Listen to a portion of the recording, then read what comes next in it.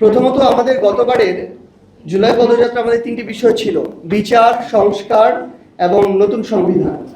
তো সেখানে আমাদের এই যে বিচারিক প্রক্রিয়া, এই চলমান প্রক্রিয়াটি আমাদের কর্মসূচির প্রত্যেকটা বক্তব্যের অংশ এবং আমাদের রাজনৈতিক কর্মসূচির অংশ।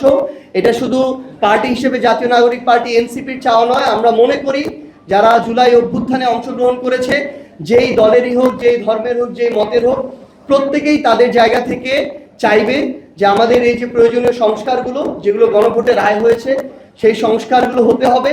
এবং যারা এই স্বৈরাচারী শক্তি ছিল, যারা এই গণহত্যার নির্দেশদাতা, গণহত্যার সাথে জড়িত, তাদেরকে বিচারিক প্রক্রিয়ার মধ্যে নিতে হবে।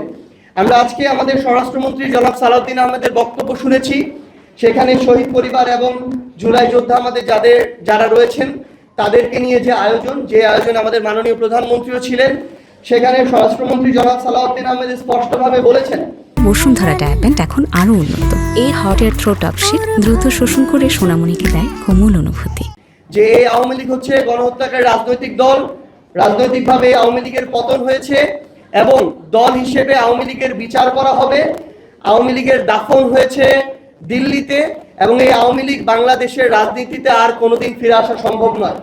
আমরা চাই বিএনপির মুখপাত্র হিসেবে জনাব সালাউদ্দিন আহমেদ যে বক্তব্য দিয়েছেন, এই বক্তব্য, কথা এবং কাজে আমরা যেন এটা বাস্তবায়ন দেখতে পাই।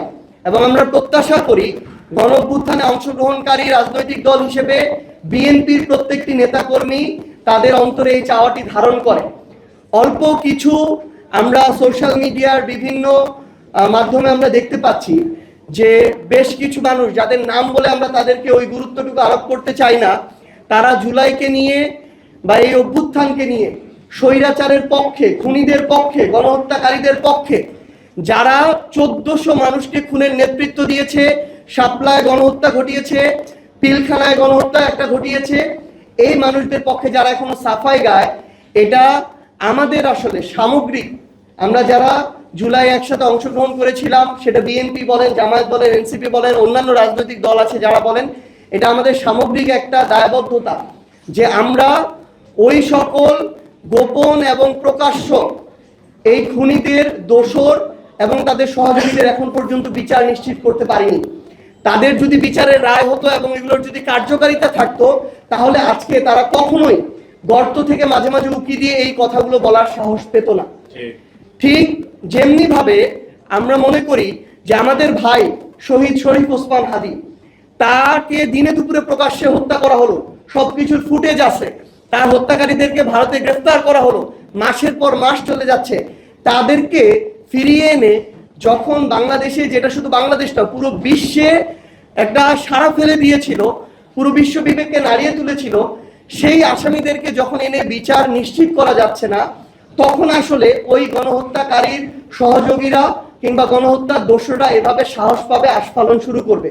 তো এই জন্য বিএনপিকে সরকার হিসেবে দায়িত্ব নিতে হবে যেন অতি দ্রুত আমাদের আন্তর্জাতিক অপরাধ ট্রাইব্যুনালের মাধ্যমে, আমাদের বিচার বিভাগের মাধ্যমে এই বিচারিক প্রক্রিয়াগুলো শেষ হয় এবং রায়ের পরে যেন অতি দ্রুত এগুলো কার্যকারিতা হয়।